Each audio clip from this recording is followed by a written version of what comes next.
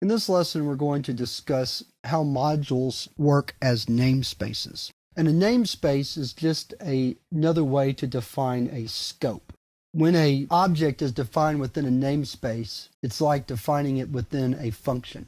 Any definition inside a namespace is considered local to that namespace. So I could have a variable named x, for example, in the main program, and then have a variable named x in a namespace.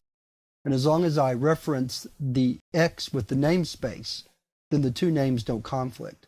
Let me demonstrate what I'm talking about. We're going to call this program namespace.py.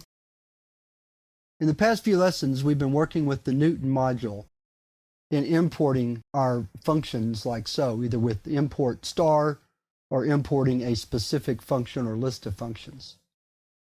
Another way to import from a module, and a way we've used with other modules before, is to just say import Newton.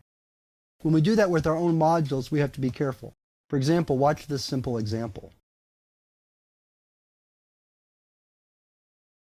All right, notice it says the name square root is not defined, even though we know square root is imported from Newton. What I have to do is, to use square root, I have to qualify the name by naming the module first. That module then becomes the namespace for the square root function. Now let's try it. There we go. So that's why we were using the from Newton import star form of the import statement before, so that we didn't have to qualify it with the module name or the namespace name. But what this does for us, by doing it this way, we could also have other names in our program that we can use that have the same name as a function from Newton. So for example, I can define square as such. Now, normally I would not put a print function in the middle of a function definition, but I'm doing this primarily to separate the two.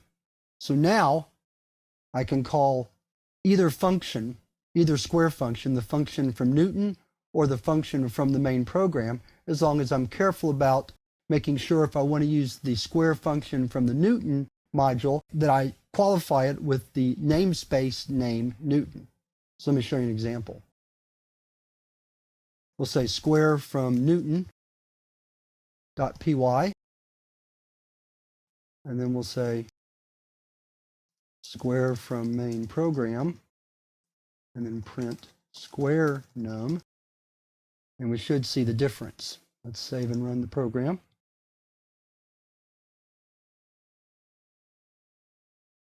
So square from Newton.py just prints 144, 12 squared.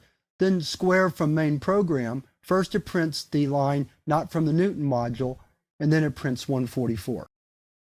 So hopefully this helps explain a little bit about how modules work as namespaces. Those of you who are familiar with other languages such as Java and C++ and C# probably are already familiar with how namespaces work. We haven't really covered them in this course, and namespaces aren't used in Python the same way they are in other languages.